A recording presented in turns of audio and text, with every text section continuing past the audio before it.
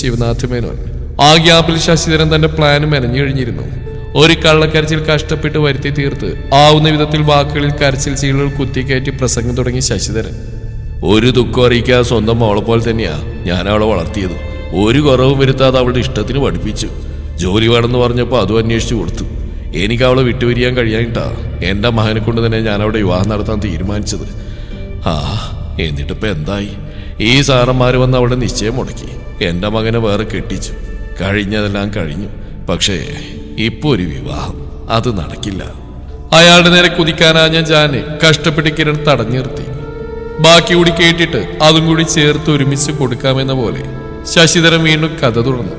കുടുംബത്തെ അനിഷ്ടങ്ങളൊന്നും ഒട്ടും ഒഴിയുന്നില്ല സാറന്മാരെ. എന്നെ നീലാംബരി മോളെ ഞാനത് അറിയിച്ചിട്ടില്ല. എൻ്റെ അമ്മ സുഖമില്ലാതെ ആശുപത്രിയിലാ. ക്യാൻസർ ആണെന്നാ ഡോക്ടർമാർ പറഞ്ഞ്.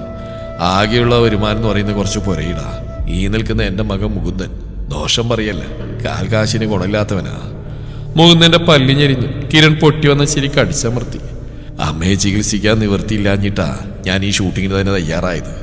അത് മുടങ്ങിയ തറവാടും പറമ്പും വിറ്റിട്ടായാലും ഞാൻ എൻ്റെ അമ്മയെ ചികിത്സിക്കും. അതിനിടയിൽ നീലാംബരി മോളുടെ വിവാഹം കൂടി ഞാൻ കൂട്ടിയാൽ കൂടില്ല.